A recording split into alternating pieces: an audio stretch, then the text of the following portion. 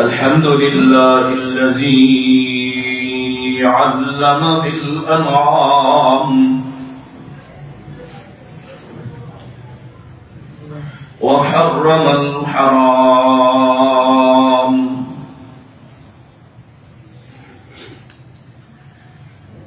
الذي خلق كل شيء وخلق الإنسان والأنعام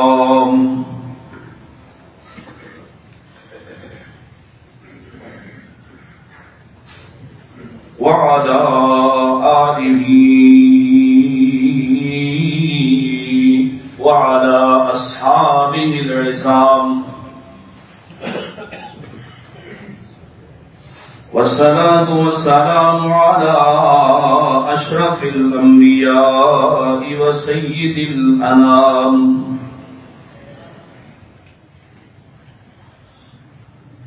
وعلى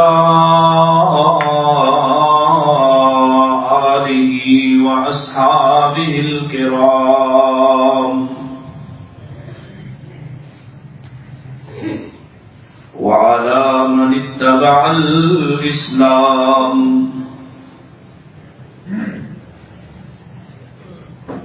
اللهم صل على محمد وعلى آل محمد كما صليت على إبراهيم وعلى آل إبراهيم إنك حميد مجيد اللهم بارك على محمد وعلى آل محمد كما باركت على إبراهيم وعلى آل إبراهيم إنك حميد مجيد أعوذ بالله السميع العليم من الشيطان الرجيم بسم الله الرحمن الرحيم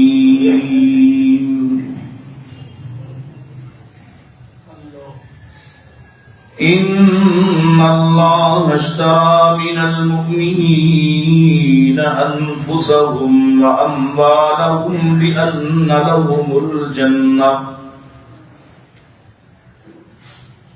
يقاتلون في سبيل الله فيقتلون ويقتلون وعدا عليه حقا في التوراة والإنجيل والقرآن ومن أوفى بعهده من الله فاستبشروا ببيعكم الذي بايعتم به وذلك هو الفوز العظيم.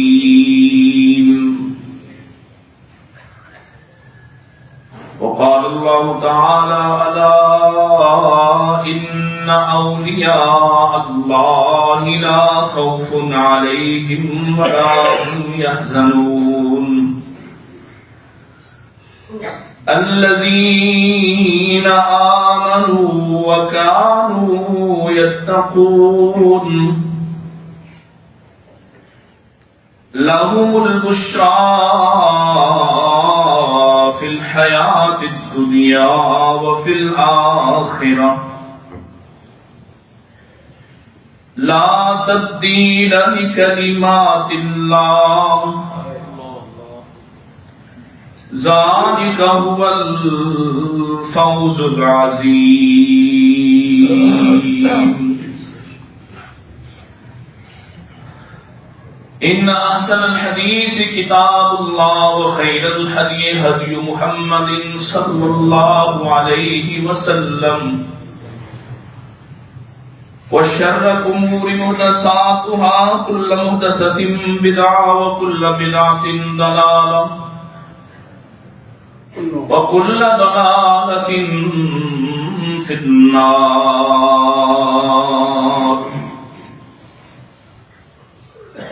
حمد ثنا، تعریفات، تسبیحات، تحلیلات و تکبیرات اللہ سبحانہ و تعالی کی، جس کے بے شمار انگنت لاتعداد احسانات ہیں، جو سراپا احسان ہے، حقیقی محسن ہے، جس نے اپنے فضل اور اپنے کرم سے بغیر کسی آزمائش میں ڈالے مسلمان گھرانے کے اندر پیدا فرمایا،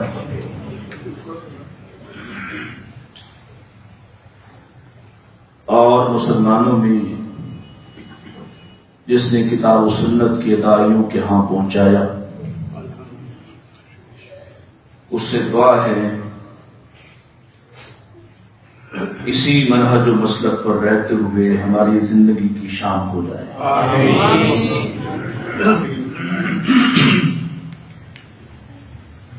درود و سلام امام الانبیاء سید الاتقیاء جناب محمد مصطفیٰ صلی اللہ علیہ وسلم.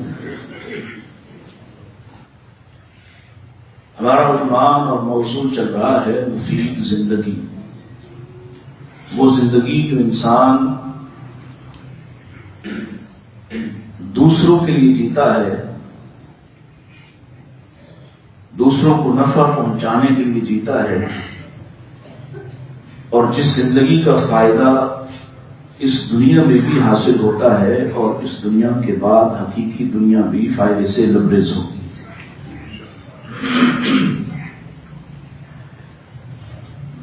عمومی طور پر انسان جو کچھ بھی اس دنیا میں حاصل کرتا ہے اسے زوال ہے. کوئی چیز ایسی نہیں ہے جو زوال سے محفوظ ہو. وہ اس کا مال ہے، اس کی عزت و جاہ ہے، اس کا اقتدار ہو، اس کی جائیداد ہو، کوئی سی چیز بھی اس کو حاصل ہو، ہر ایک چیز کو زوال ہے. ایک آدمی اپنی زندگی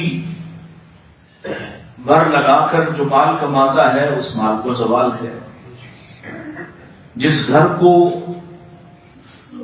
بڑے ناز اور بڑے ہی محبت اور عشق سے اس کو تعمیر کرتا ہے اس کو بھی زوال ہے.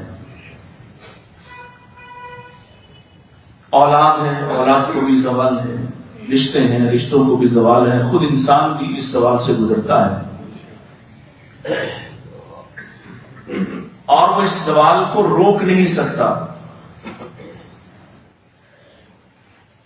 یعنی وہ جوان ہے تو جوانی کو ڈھلتے ہوئے اس کو روک نہیں سکتا.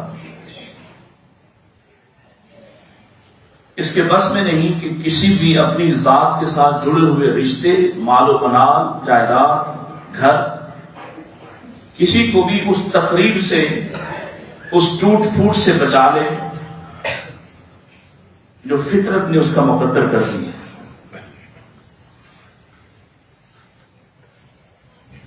اور اس دنیا سے جائے گا تو یہ ساری محبتیں جو اسے حاصل ہیں ان سب محبتوں کو بھی زوال ہے.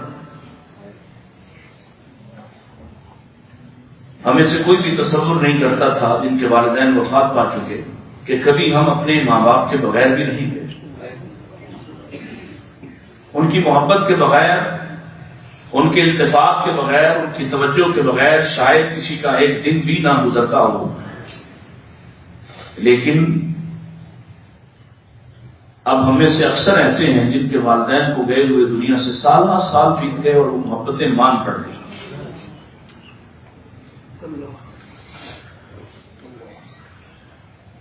اور کئیوں کی محبت تو اس قدر زوال پذیر ہوتی ہے کہ والدین زندہ ہوتے ہیں اور زندہ ہوتے ہی توجہ کھو دیتے ہیں.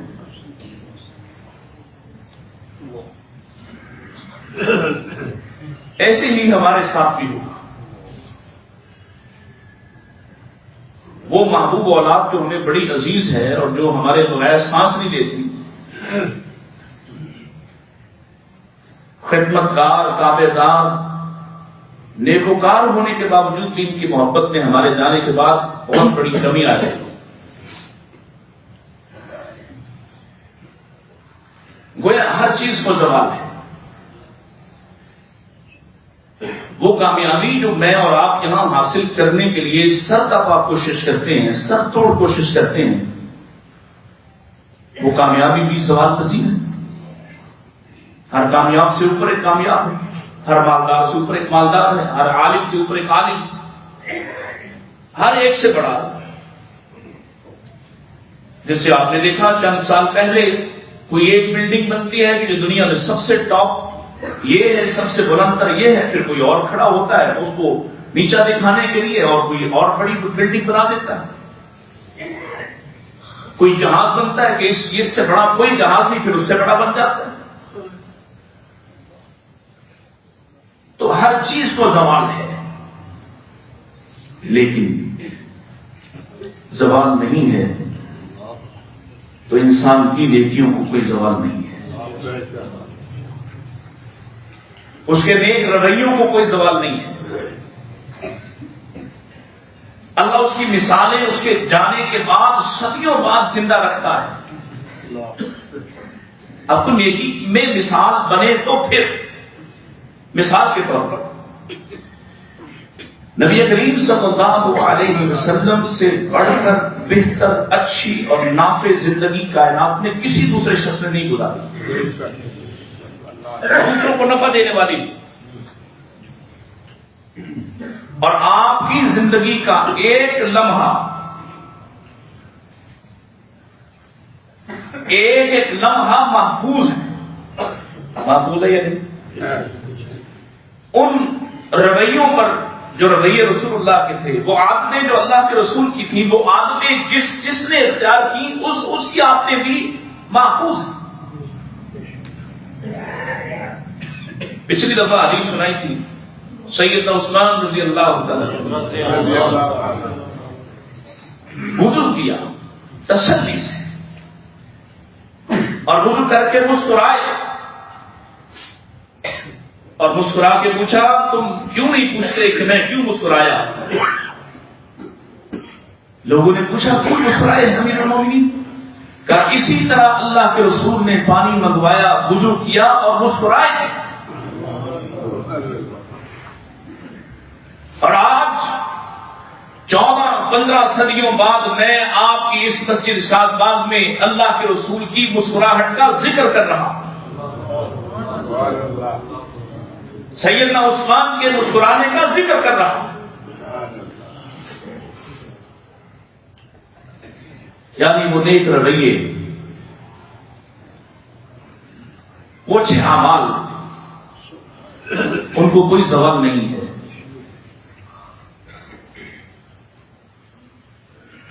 جناب رسول اللہ صلی اللہ علیہ وسلم مدینہ تشریف لائے تو آتے ہی آپ نے مسجد بنائی،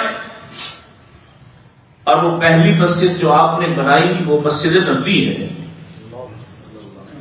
نمازیں آپ نے قباء میں بھی پڑھی اور پھر مسجد قباء بھی بنائی گئی ہے۔ یہ بعض مورخین کا اختلاف ہے کہ پہلے قباء مسجد بنائی ہے اور پھر بڑی مسجد یہاں آ کے بنائی ہے، واللہ عالم، دونوں آپ نے بنائی ہیں۔ وہ مسجدیں موجود ہیں، کوئی زوال نہیں۔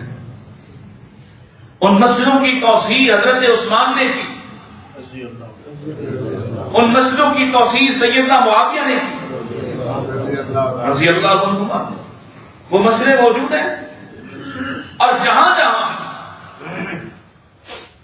بھی لوگوں نے نیکی کے آثار چھوڑے ہیں ان آثار کو کوئی زوال نہیں ہے۔ اور اگر کوئی دنیا میں سے کسی کی نیکی کا اثر ختم بھی ہوا تو اس کا تذکرہ اللہ کے نبی علیہ الصلوۃ والسلام کی سنت سے ثابت ہوتا ہے کہ جاری رہا، اور اگر کسی کا تذکرہ بھی محو ہو جائے تو آخر کار اللہ کی کتاب سے وہ تذکرہ محو نہیں ہو سکتا۔ اللہ اسے یاد کرتا رہتا ہے اور اس کے عمل کو بڑھاتا رہتا ہے۔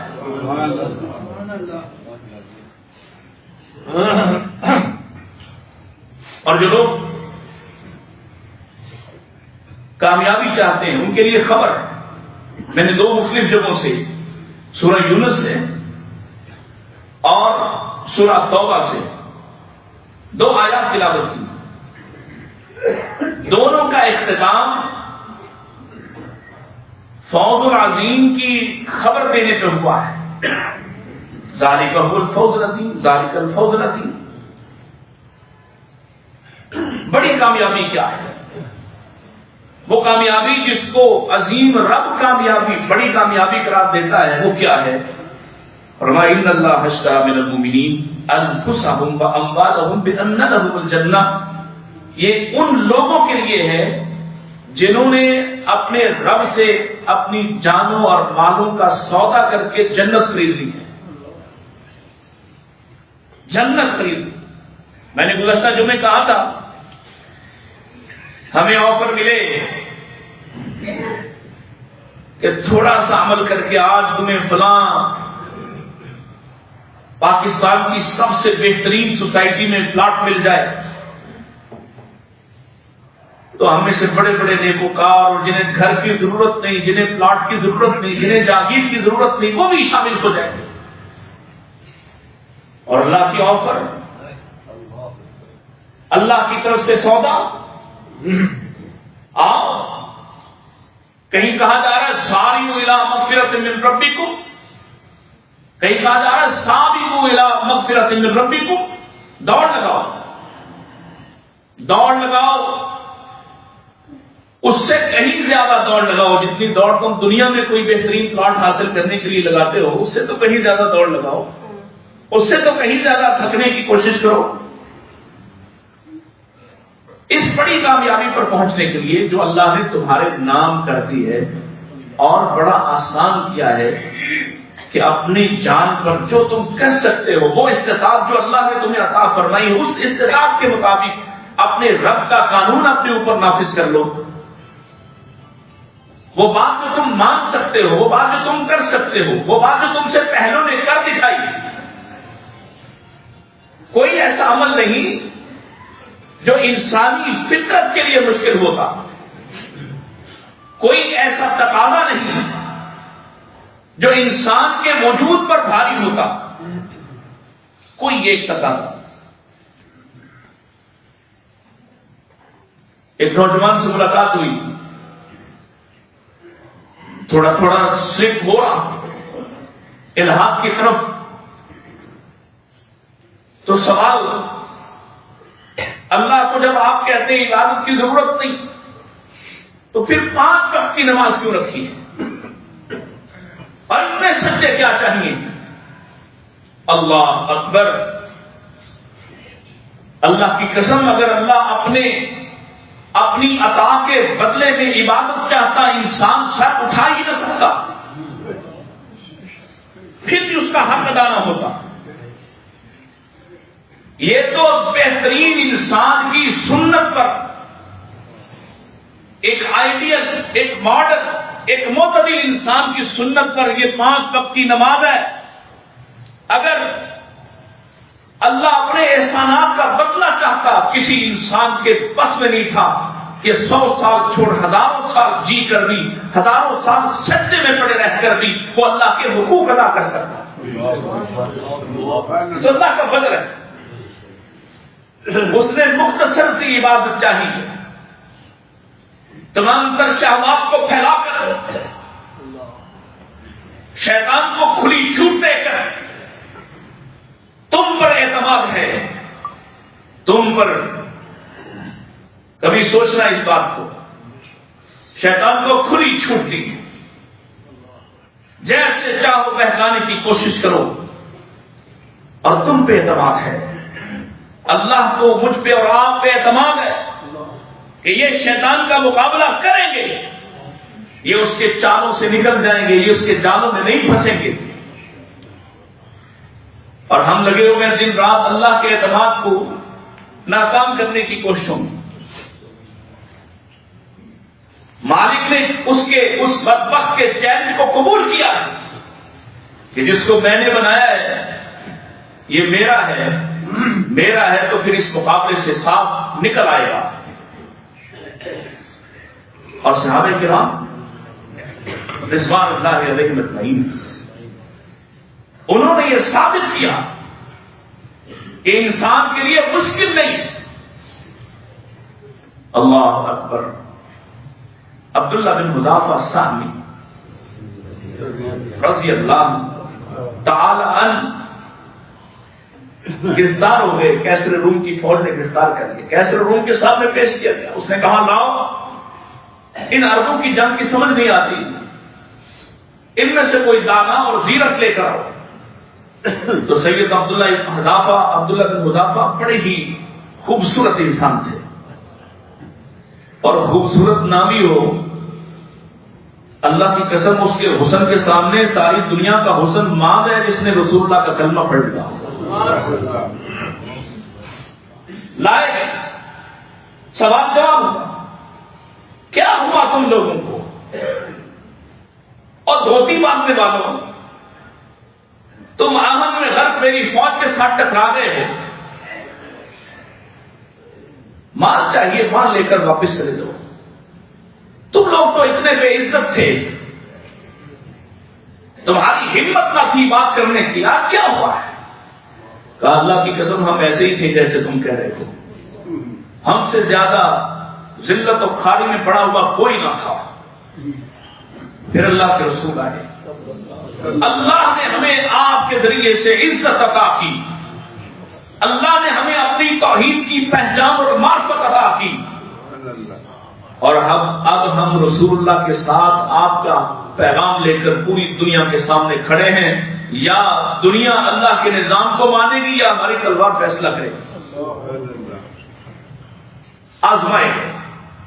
کبھی بھوکا رکھ کے, اتنا بھوکا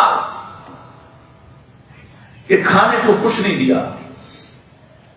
پھر شراب بھجوائی, خنزیر کا گوشت بھجوایا, نہیں کھایا.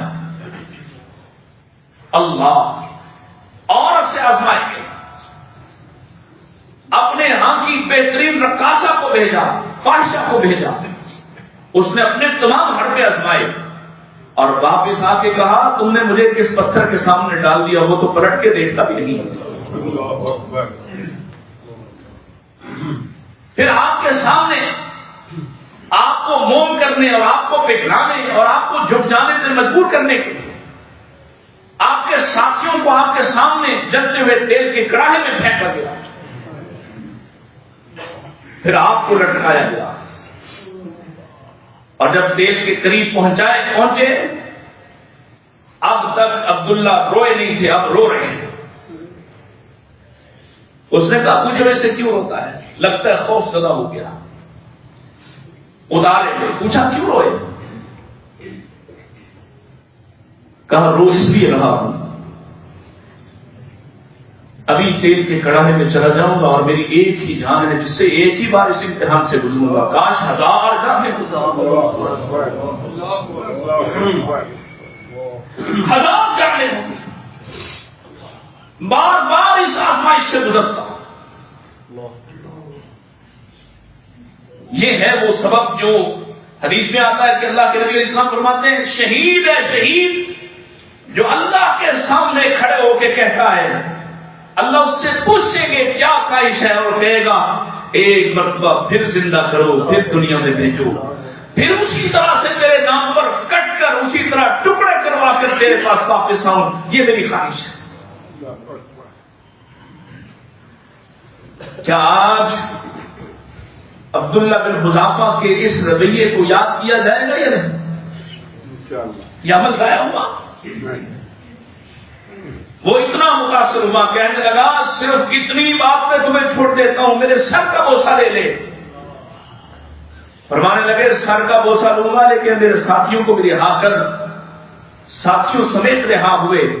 اس نے مٹی کا ٹوکرا آپ کے سر پہ رکھا اپنے خیال کے مطابق میں اس کو کسی طرح تو ذلیل کرنے کی کوشش کروں. لیکن جب مسلمانوں کے لشکر میں پہنچے سیدنا عمر نے وہ مٹی کا ٹوکرا دیکھ کے کہا روم نے اپنی زمین تمہارے قدموں میں ڈال دی. اور کہا بوسہ لو سب، اور میں سب سے پہلے اس کے سر کا بوسہ لیتا ہوں۔ یہ وہ لوگ ہیں جنہوں نے ثابت کیا، دعویٰ نہیں صرف، دعویٰ پر دلیل پیش کی۔ اور یہ زندگی اسی لیے اللہ نے کہا میرے وہ بندے وَلَا تَكُونُوا لِمَن يُقْتَلُ فِي سَبِيلِ اللَّهِ أَمْوَاتٌ، میری راہ میں کٹنے والے نہیں مرتے،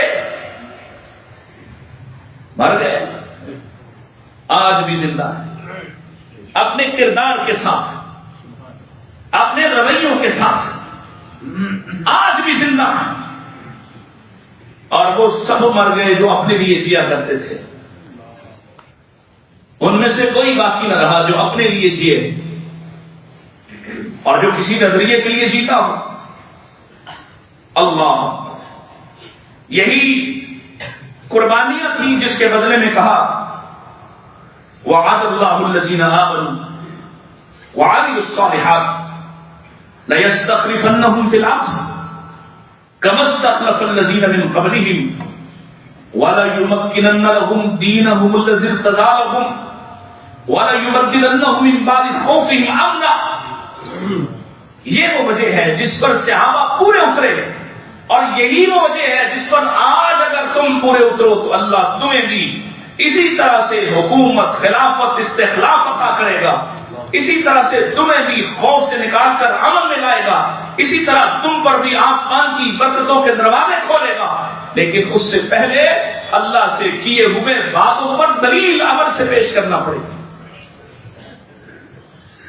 مفید زندگی کیا ہوتی ہے؟ فائدہ والی زندگی کیا ہے؟ ہم سمجھتے ہیں فائدہ صرف وہ جو دکھائی دیتا ہو۔ اللہ کی قسم ہے نیکیوں کا فائدہ مومن کو دکھائی دیتا ہے، کیونکہ مومن کی آنکھیں کھلی ہوتی ہیں، وہ جنت تک دیکھ سکتا ہے۔ اور نیکیوں کا فائدہ منافق کو دکھائی نہیں دیتا۔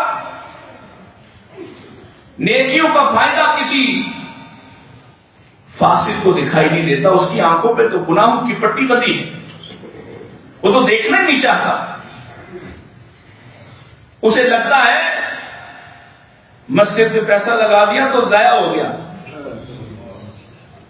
اپنے ہی بنائے ہوئے گھر کو چند سالوں بعد جب وہ ضرورتوں کو پورا نہیں ہوتا اسی کو گرا دیتا نیا بنانے کے لیے، تب اسے نقصان کا اندازہ نہیں ہوتا، تب نہ نقصان سمجھتا ہے۔ لیکن آپ مسجد کے لیے کہہ کے دیکھ لو، آپ کسی نیکی کے کام پر کہہ کے دیکھ لو، اللہ صحابہ کی زندگی ہمارے سامنے ہے۔ اور اس فائدہ مند زندگی کا ایک پہلو، جب آدمی نیک اعمال کرتا ہے، قرآن مجید کیا کہتا ہے؟ من عمل صالحا من ذکر او انثى وهو مؤمن، ایمان کی حالت جو ایمان والا ہے، ایمان اور عمل صالح کے ساتھ جب وہ زندگی کو گزارنا شروع کرتا ہے، اللہ فرماتے ہیں پہلا فائدہ ہم دنیا میں دے دیتے ہیں، فَلَنُحْيِيَنَّهُ حَيَاةً طَيِّبَةً، ہم اس کی بقیہ زندگی سے خباثت کو نکال دیتے ہیں، گناہ اس کے لیے مشکل بنا دیتے ہیں، ماحول اس کی مرضی کا نہیں رہنے دیتے، ہم اسے اپنی مرضی کے ماحول میں لے آتے ہیں۔ فَلَنُحْيِيَنَّهُ حَيَاةً طَيِّبَةً، نہیں پتا کیسے جمعے پہ لگا، نہیں پتا کیسے مسجد جانے لگ گیا، کون ساتھ لے آیا، کس طرح توجہ ہو گئی، کوئی نہیں سوچا تھا، بس ماں باپ نے ساتھ لیا تو چل پڑا، کسی نے کہا تو چل پڑا، کسی مصیبت سے آیا تو چل پڑا۔ ایسے نہیں ہے، اس مسجد میں اور مسجدوں کے اندر آنے والے اللہ کی قسم ہے اپنے انتخاب سے نہیں آتے ہیں، اللہ کے انتخاب سے آتے ہیں۔ جس دن اس کا احساس اور بڑھ گیا پھر جانے کو جی نہیں کرے گا، پھر اس طرح ہو جاؤ گے جس طرح پچھلی دفعہ حدیث سنائی، وَرَجُلٌ قَلْبُهُ مُعَلَّقٌ فِي الْمَسْجِدِ، وہ آدمی جس کا دل مسجد میں اٹکا رہتا ہے، کیونکہ اللہ نے اس کا انتخاب اس کے لیے کر لیا ہے۔ جس کا دل نہیں لگتا، جو آپ کی مصیبت کو سمجھ کر کوئی بوجھ سمجھ کر جمعہ پڑھنے آتا ہے، وہ اس پر ضرور غور کرے. یہ اللہ کا انتخاب ہے. ابھی تک تنگ دلی سے آنے والا بھی سوچے، اللہ نے بار بار تجھے موقع دیا، کوئی ساتھ لے آتا ہے، کبھی ابا بھی ساتھ لے آتے ہیں، کبھی دکانیں بند ہونے کی وجہ سے آ جاتا ہے. اللہ موقع دے رہا ہے، انسان بن، پاکیزہ زندگی کی طرف چل. یہ اللہ کا احسان ہے. مگر نہ کوئی شخص بھی برے دوست چن کر نہیں بناتا، اس کے گرد جمع ہونا شروع ہوتے ہیں ایسے منافق، فاسق، فاجر، اللہ کے دشمن. یہ نمازیں پڑھتا تھا، اس کو ایسا غافل کرتے ہیں، اس کو بھی اپنے ساتھ کا کر دیتے ہیں. اس نے پہلے چنا نہیں ہوتا، پلاننگ کر کے اس طرف نہیں جاتا. لیکن اللہ اکبر، امام یحییٰ بن معین کہتے ہیں وہ آدمی خوش قسمت ہے جس کو اس کے دوست برائی سے نکال کر نیکی کی طرف سے آئے، اور بدبخت ہے وہ عالم بھی جس کو برے دوست مل جائیں اور وہ اسے علم کی مجلسوں سے اٹھا کر فحاشی کے اڈے پہ پہنچا دیتے. غنیمت جان، پاکیزہ زندگی. پھر اسی طرح سے ایک بڑی مثال ایثار. ایثار کیا ہوتا ہے؟ اپنے اوپر کسی دوسرے کو ترجیح دینا. یہ کب ہوتا ہے؟ جب آدمی اپنے آپ کو دیکھنا چھوڑ دیتا ہے اور جب اپنے آپ کو ہی دیکھتا رہتا ہے. دیتا کسی کو ترجیح اپنے اوپر. آپ نے ایسے لوگوں کے شکوے سنے ہوں گے، لوگ بیٹے اولادیں کہتی ہیں ہمارے باپ کو اپنی فکر ہے، اپنے سوا کسی کی پرواہ ہی نہیں. دوسروں پر کیا اظہار کرے، اپنی اولاد پر نہیں کرتا. بیوی شکوہ کرتی، اسے تو صرف اپنی پرواہ ہے، اپنی خواہشات کی پرواہ، کسی دوسرے سے کوئی غرض نہیں. یہ خود پرست ہے. اور جو خود پرست نہ ہو وہ اپنے ارد گرد کو دیکھتا ہے. وہ بھوکے کو دیکھتا ہے تو تڑپ اٹھتا ہے، وہ ننگے کو دیکھتا ہے تو محسوس کرتا ہے، وہ کسی فٹ پاتھ پہ سوئے ہوئے مزدور کو دیکھ کر تڑپ اٹھتا ہے. شدید سردیوں کا موسم آئے تو اپنے سے زیادہ اسے دوسروں کی فکر لاحق ہوتی. اپنے گھر میں اچھا پکائے تو کسی بند چولہے کا خیال آتا ہے، اور جسے نہیں آتا، جو گھر آتا ہے تو پوچھتا ہے کیا پکایا ہے، اور اسے گھر والے بتاتے ہیں تو اس پر بھی نکتہ چینی کرتا ہے. اور یہ کبھی نہیں سوچتا کہ ساتھ والا محلے دار، ساتھ والا ہمسایا، اس کے گھر میں کیا پکا، اس کے حالات کیا ہیں، اس کی دکان کب سے بند ہے، اس کا کاروبار کیسا ہے. دیکھا ہے میں نے کہ اس نے ایک ہی سوٹ یا ایک ہی کپڑا کئی عرصے سے پہن رکھا ہے، اور جس کی آنکھیں بند ہوں وہ صرف اپنے لباس کو دیکھتا ہے، وہ کسی دوسرے کے پھٹے پرانے لباس پر نظر ڈالتا ہی نہیں ہے، اسے دکھائی دیتا ہی نہیں ہے. اسے تو اپنی ماں، باپ، اپنے بہن بھائی بھی دکھائی نہیں دیتے. اس کی آنکھوں پر اپنی خود پرستی کا ایسا رنگ چڑھا ہوتا ہے کہ خود کے سوا کوئی دکھائی نہیں دیتا. اور جو ایثار والے ہوتے ہیں، نبی کریم علیہ السلام کے پاس مہمان آئے، بڑی معروف مثال.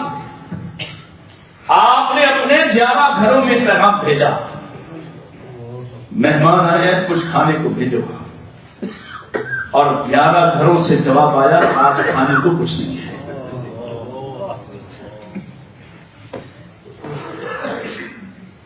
کبھی چلو کبھی کیا آج شام کو ہی ذرا کھانا سامنے آئے تو بڑا سوچنا کہ تمہارے نبی ایسے ہیں جن کی بیوی زندگی بھر کی شہادت یہ دیتی ہے کہ اللہ کے رسول نے کبھی ایک دن میں 2 مرتبہ کھانا نہیں کھایا. کھانا ضائع کرنے والوں، اٹھا کر ڈسٹ بن میں پھینکنے والوں، ناپسند ہو تو اٹھا کر پلیٹوں کو چلانے والوں 11 گھروں سے جواب آیا کھانے کو کچھ نہیں. پھر آپ نے اعلان فرمایا اب کون ہے جو میرے مہمان کو کھانا کھلائے, اور جو کھلائے گا اللہ اس پر رحمت کی بارش کر دے گا. صحابی اٹھا ہے, اللہ کے رسول مجھے موقع دیجیے. بھاگا ہوا گھر آیا ہے, کھانے کو کیا ہے؟ بیوی نے کہا کچھ نہیں ہے الا قوت سبیانی, میرے بچوں کے لیے چند بچے ہوئے ٹکڑے ہیں جو رات کو کھائیں گے تو سو جائیں گے. کہا سلاؤ ایسے ہی ان کو, ایسے ہی سلاؤ. اور بھوکے بچوں کو سلانا آسان کام نہیں ہے, اور کسی ماں کا سلانا تو بہت مشکل کام ہے. وہ خود بھوکی رہ لیتی, اولاد کو بھوکا رہنے دیتی. یہ کیسی مہمان نوازی, یہ ہے وہ معاشرہ جو اللہ کے رسول نے تشکیل دیا تھا, اور یہی معاشرہ اللہ کو اور اللہ کے رسول کو پسند ہے. اور یہی معاشرہ مسلمان معاشرہ کہلا سکتا ہے جو اپنی ضرورتوں کے لیے مر مٹے اور کسی دوسرے کی ضرورت اس کی پریشانی کو محسوس نہ کرے. وہ مسلمان معاشرہ نہیں ہو سکتا. اللہ آیا مہمان کو ساتھ یاد ہے, بیوی سے کہا چراغ بند کر دینا, کھانا اتنا کم ہے کہ اگر ہم دو نے کھایا تو اس کو پورا نہیں آئے گا. بچوں نے نہیں کھایا, بیوی نے نہیں کھایا, ساتھ بیٹھے ہوئے شوہر نے بھی نہیں کھایا, اکیلا مہمان کھا رہا ہے. اللہ پر اور عرش پر میرا رب مسکرا رہا ہے.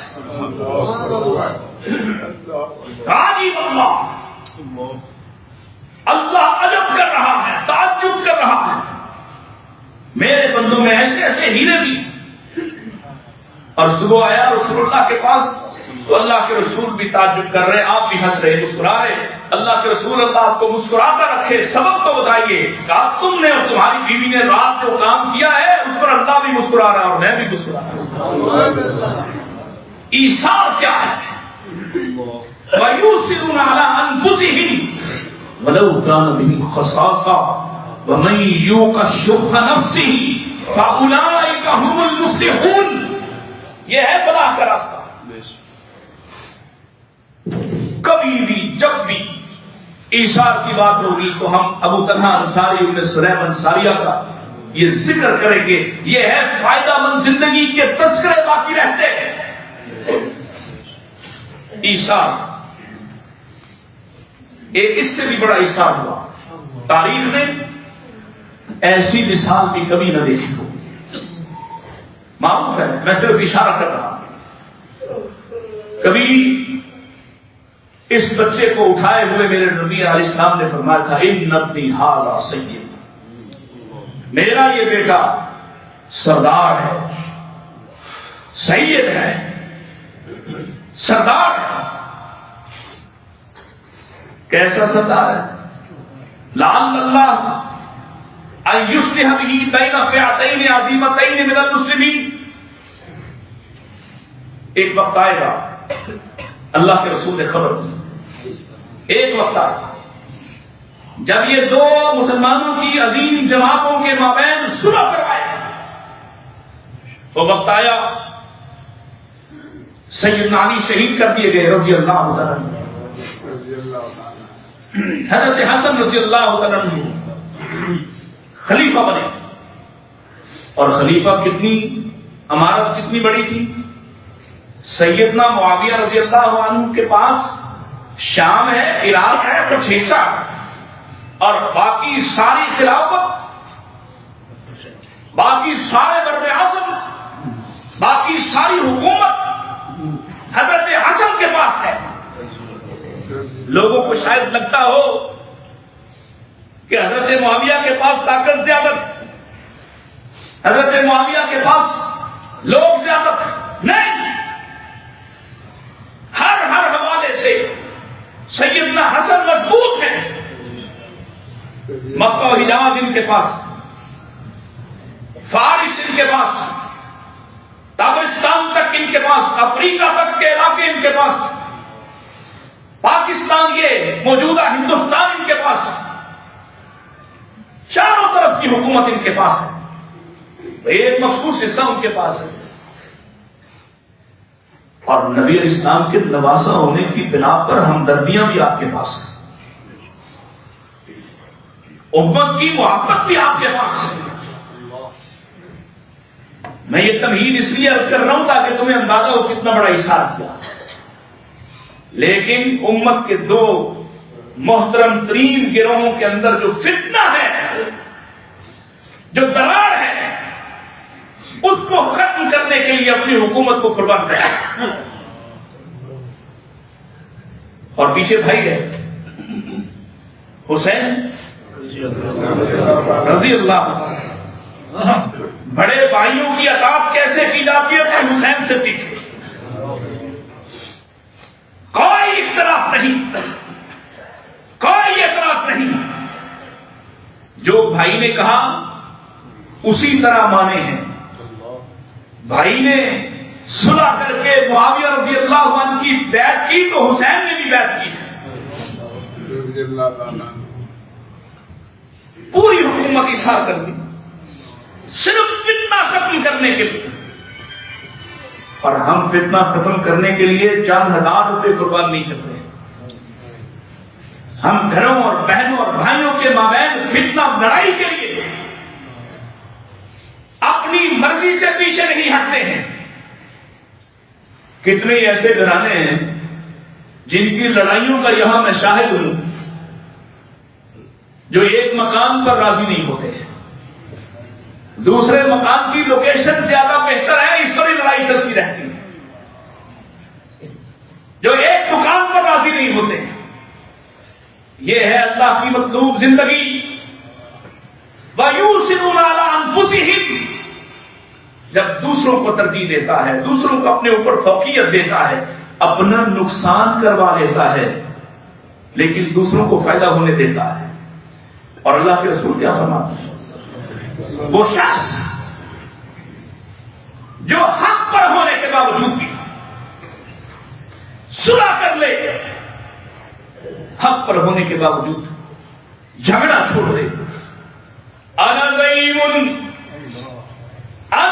ببیت فی الجنہ فی ربض الجنہ، میں جنت کے کنارے پر اس کو ایک گھر لے کر دینے کا ذمہ دار ہوں، پابند ہوں۔ مانتا ہے؟ اس حدیث کو سامنے لاؤ تو کہتا ہے یہ حدیث ہے، چھوڑیں چھوڑیں، یہ ہے ایثار والی زندگی، یہ ہے اللہ کو پسند۔ جھگڑا ہے، حق پر ہے، حق اسی کا ہے، دوسرا ناحق کر رہا ہے، لیکن اس جھگڑے کو ختم کرنے کے لیے، جھگڑے کو ختم کرنے کے لیے پیچھے ہٹتا ہے، نقصان کر دیتا ہے، تکلیف سہتا ہے، تانے بھی سہ لیتا ہے۔ اللہ کی قسم اس سے بڑا آدمی کوئی نہیں ہے، اس سے بڑا آدمی کوئی نہیں ہے۔ اور پھر ایک ایثار میری نظر میں اس سے بھی بڑا ہے۔ سیدہ عائشہ ام المومنین خواب دیکھتی، خواب دیکھا کہ میری گود میں، میرے آنگن میں 3 چاند آ گرتے ہیں۔ اپنے بابا جناب صدیق اکبر رضی اللہ عنہ سے اس کی تعبیر پوچھی تو انہوں نے کچھ تاخیر کی، اتنے میں اللہ کے رسول کی وفات ہو گئی۔ جب آپ کی وفات ہوئی، لوگوں میں مشورہ ہونے لگا اللہ کے رسول کو کہاں دفن کیا جائے، کوئی کہیں کہہ رہا ہے، کوئی کہیں کہہ رہا ہے۔ جناب صدیق رضی اللہ عنہ نے اس موقع پر حدیث سنائی کہ اللہ کے نبی علیہ السلام نے فرمایا ہم انبیاء وہیں فوت ہوتے ہیں جہاں دفن کیا جا رہا۔ اس حدیث کی بنیاد پر حجرہ عائشہ میں نبی کریم علیہ السلام کی قبر مبارک بنتی، اور جناب صدیق کچھ دن بعد اپنی بیٹی کو ملنے آتے ہیں اور کہا اے میری نقطۂ جگر، یہ تیرا پہلا چاند آ گیا ہے، پہلا چاند آ گیا ہے۔ پھر دوسرا چاند آیا، جناب صدیق آئے، اور سیدنا صدیق اکبر رضی اللہ تعالیٰ عنہ کے بعد اللہ کے رسول علیہ السلام کے اس پہلو میں آگے ایک قبر کی جگہ ہے، اس پہلو جدھر جناب صدیق ہے، تو سیدہ عائشہ رضی اللہ عنہا نے یہ جگہ اپنے لیے مخصوص کر رکھی ہے کہ یہاں میں دفن ہوں، کہ میرے شوہر ہیں، میرے بابا ہیں، اور ان کے ساتھ میری قبر بن جائے، اپنے لیے رکھی کہ وہ دن آ جاتا ہے جو امت پر سب سے بھاری دن تھا، نبی کریم اسلام کی وفات کے بعد سب سے مشکل دن، سیدنا عمر فاروق رضی اللہ عنہ کی شہادت۔ اس روز آپ کی طبیعت انتہائی خراب ہے، زخمی تھے، تو اپنے بیٹے کو بھیجا، جاؤ ام المومنین سے پوچھو، اگر وہ اجازت دیں تو مجھے صدیق کے پہلو میں نبی کے ساتھ دفن کر دیں، اور یاد رکھنا پیغام دیتے ہوئے بھی کہنا یہ امیر المومنین کا پیغام نہیں ہے، عمر بن خطاب کا پیغام ہے، یہ عمر کی درخواست ہے، امیر المومنین ہونے کے نام سے نہیں۔ حضرت عبداللہ آئے اور پوچھا تو سیدہ نے فرمایا، وہ چھوٹی چھوٹی باتوں پہ بہن بھائیوں سے لڑنے والوں، گلی محلے میں دوسروں کا چین چھین لینے والوں، ساتھ والی دکان کو چھوٹی دکان والے کو جینے کا حق نہ دینے والوں، دیکھو نبی کے ساتھ قبر ہو، گھر بھی اپنا ہو، پریشر بھی نہ ہو، مانگنے والا طلب بھی اس آدمی اور انکساری کے ساتھ کرے۔ میری ماں نے کہا جگہ تو میں نے اپنے لیے رکھی تھی، جگہ تو اپنے لیے رکھی تھی، لیکن میں اپنے اوپر عمر کو ترجیح دیتی ہوں کہ میرے نبی اور میرے بابا کی زندگی میں ہم نے ان تینوں کو کبھی الگ ہوتے دیکھا ہی نہیں ہے، اپنے اوپر ترجیح۔ کہاں سے؟ جس گھر کے بارے میں اللہ کے نبی فرما گئے ما بین بیتی و منبری، ما بین بیتی و منبری روضۃ من ریاض الجنہ، میرے گھر سے لے کے میرے منبر تک کا یہ کتاب جنت کے ٹکڑوں میں سے ایک ٹکڑا ہے۔ اما جان نے اپنے لیے اس جنت کے ٹکڑے کی قبر کو قربان کر کے سیدنا عمر کو ترجیح دی ہے، کوئی چھوٹی قربانی نہیں ہے، یہ ہے اسلام۔ اور حضرت عمر نے کیا کہا؟ فرمایا عبداللہ جب میں دنیا سے چلا جاؤں ہو سکتا ہے میری مربت ہو سکتا ہے میرے عہدے اور اقتدار اور منصب کی کوئی جھلک ہو، جب میں فوت ہو جاؤں تو میری میت کو اٹھا کر لے جانا، اما جان سے اجازت طلب کرنا کہ اب عمر کی میت آئی ہے، اگر اجازت دیتی ہے تو دفنا دیتے ہیں، اگر اجازت نہیں دیتی تو واپس لے جاتے ہیں اور مسلمانوں کے عام قبرستان میں داخل کرتے ہیں۔ کیا خیال ہے؟ ایثار کرنے کو جی تو نہیں چاہتا، کسی دوسرے کو دکان بہتر مل جائے میں گوارا نہیں کرتا، کسی دوسرے کو مجھ سے بہتر مل جائے، بہتر تمہیں پتا چل جائے کہ بہتری کس میں ہے، تم اپنا آپ قربان کر دو، یہ ہے مفید زندگی۔ اور جس پر تم نے اچھا پھر یہ خیال ہوتا ہے کہ جس پہ ایثار کیا ہے وہ بھی بدلے میں کچھ کرے، تمہیں کیا چاہیے بدلے میں؟ جب اللہ کہتا فَأُولَٰئِکَ هُمُ الْمُفْلِحُونَ، کامیابیاں میں دینے والا ہوں، اور اس کے پاس کامیابیاں ذَلِکَ الْفَوْزُ الْعَظِیمُ والی ہیں، اس سے کیا چاہیے تمہیں؟ اللہ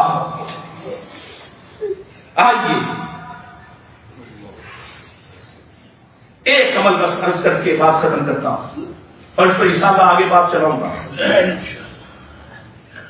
نبی علیہ السلام سے ایک شخص نے آ کے پوچھا،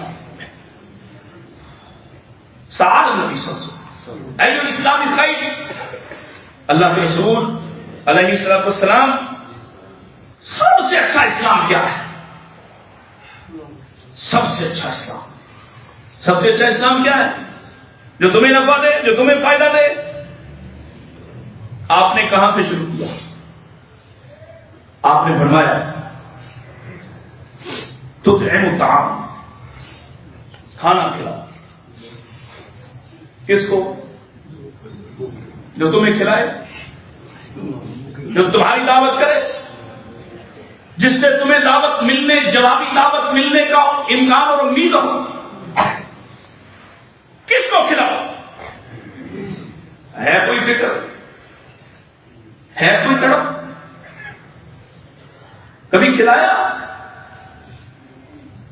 نبی علیہ السلام فرماتے ہیں جسے مفلسی کا ڈر اور خوف ہو اسے چاہیے کہ کھانا کھلائے. یعنی تنگی آ رہی ہے، اچھا تنگی آ رہی ہے تو کیا کرے؟ ہاتھ کھینچ لے؟ نہیں، کھانا کھلائے. کھانا کھلانے سے اللہ اس کی تنگی کو بھی دور کر دیتا ہے. تو کھانا کھلاؤ. اور اللہ کے رسول صلی اللہ علیہ وسلم کس کو کھلایا کرتے تھے؟ چند کھجوریں ہیں، سحری کا وقت ہے. انس نے کہا رضی اللہ عنہ، انس جاؤ کسی کو دیکھو گلی میں کوئی پھر رہا ہو، جاؤ کسی عادت مند کو لے کے آؤ جو میرے ساتھ سحری میں شامل ہو. چند کھجوریں. ہماری تو نظر ہوتی ہے کہ ہمارے کھانے کی طرف دیکھے کوئی نہ، ہمارے لیے تو اپنے نہیں پورا پڑتا. بھرے ہوئے پیٹ پر کھانے والے تو دے الطعام. حضرت صاحب بن عبادہ رضی اللہ تعالی ان کے دادا دلیم بن حارثہ زمانہ جاہلیت میں اعلان کیا کرتے، جس نے موٹے تازہ جانور کا گوشت کھانا ہے وہ ہمارے ڈیرے پر ہے. کھانا پکاتے، اور یہ اصل میں عادتیں پڑتی ہیں نسلوں سے. جو عادت تم اختیار کرو گے تمہاری اولاد میں جائے گی، تمہاری نسلوں میں اس بات کو یاد کیا جائے گا، جینیٹیکلی جینیاتی طور پر آگے ٹرانسفر ہوگی. اور اگر تم لوگوں کا چھین کر کھانے والے ہو تمہارے پیچھے بھی ایسے ہی آئیں گے. تم لوگوں کے منہ میں ڈالنے والے ہو تمہاری نسلیں اس عادت پہ آ جائیں گی. دلائم بہت ہوئے تو ان کے بیٹے حضرت صاحب کے والد عبادہ وہ بھی اسی طرح اعلان کرتے. عبادہ فوت ہوئے تو صاحب بن عبادہ اسی طرح سے اعلان کرتے. صاحب بن عبادہ کے بعد ان کا بیٹا صحابی رسول قیس بن سعد اسی طرح سے جانور ذبح کرتے، اعلان کرتے، کھانا پکاتے، لوگوں کو جمع ہونے کا کہتے اور ان کو کھانا کھلاتے. لوگوں سے کچھ لینا، کوئی بدلہ. ہم نے تو اگر کہیں ایسا تو کام شروع کیا ہو تو بدلے میں ووٹ ہی مانگ لیتے اور کچھ نہ مانگ لیتے. کچھ نہ کچھ جوابی چاہیے، کم سے کم عزت احترام، کم سے کم ہمارا نام، کچھ نہیں چاہیے. تو طعام الطعام صرف کھانا کھلانے کی عادت. اور ایک دفعہ بیمار پڑ گئے تو کوئی عیادت کو نہیں آیا. بیوی سے شکوہ کرتے ہیں حد ہو گئی، کوئی میرا حال پوچھنے نہیں آیا. اس نے کہا تم نے لوگوں سے قرضہ ہی اتنا لینا ہے کہ کوئی مارے شرمندگی کے تمہارا پتہ لینے نہیں آتا ہے. غلام ہو گیا. کہا اللہ غارت کرے ایسے مال. جو مجھے میرے عزیزوں کا چہرہ دیکھنے سے دور کرتے. جاؤ میرے مکان کی چھت پہ چڑھ کے اعلان کر دے آج کے بعد کیس بن سعد بن عبادہ کا جس نے جتنا بھی قرضہ دینا ہے سب کو معاف ہوا. حدیث میں آتا ہے شام کو اتنے لوگ عیادت کرنے آئے کہ دہلیز ٹوٹ گئی. اور ایک عورت نے شکوہ کیا آ کر ایک موقع پر. یہ ہے صحابہ کی زندگی. ہم سے تو کوئی ڈرتے ہوئے قرض نہیں مانگتا کہ اس نے قرض تو نہیں دینا, 7-4 باتیں بھی سنانا ہے, 7-10 مشورے بھی دینے ہیں. ایک خاتون آئی اور کہا مجھے کچھ لوگ میرے گھر میں فاقہ ہے. صحابی رسول طرف ہمارے ہوتے ہوئے فاقہ آ گیا, لیکن مجھے اور تمہیں فکر نہیں. یہاں ایسی کتنی بیوائیں ہیں, کتنی ایسی کمزور خواتین ہیں جو اپنے جسم کو بیچنے پر مجبور ہو گئی کیونکہ ہم نے ان کا خیال نہیں کیا. ہم نے ان کے بچوں کو بھوکا چھوڑا, ہم نے ان کے بچوں کو دیکھا وہ اسکول نہیں جاتے, پلٹ کے کبھی نہیں پوچھا تمہیں کیا ہوا. ہم تو اپنی نہیں جیتے ہیں. ہمیں تو ہماری پیپسی والے کہتے ہیں کہ دل مانگے مور. ہمیں تو یہ سبق پڑھایا جاتا ہے چھین لو. ہمیں کب کہا جاتا ہے کہ تم بانٹ دو, تقسیم کر دو. ظالموں تم تقسیم کرنے والے ہوتے, اللہ سے بڑا تقسیم کرنے والا کون ہے؟ اس سے بڑھ کر تم پر اپنی رحمتیں نچھاور کرنے والا کون ہے؟ اور جب تم چھینتے ہو تو پھر کوئی تم سے اور چھیننے والا آ جاتا ہے. اس نے کہا میں فاقہ کش ہوں, رو پڑی. وہ چلی گئی. اپنے غلام نوکر سے کہا آج شام سے پہلے اتنا غلہ اس کے گھر میں لے جاؤ کہ اس کے گھر میں جگہ باقی رکھے. یہ ہے صحابہ کی زندگی, اور اسی پر انشاءاللہ مزید آگے بڑھیں گے. اللہ تعالیٰ ہمیں فائدہ مند زندگی گزارنے کی توفیق عطا فرمائے. وآخر دعوانا ان الحمد للہ رب العالمین.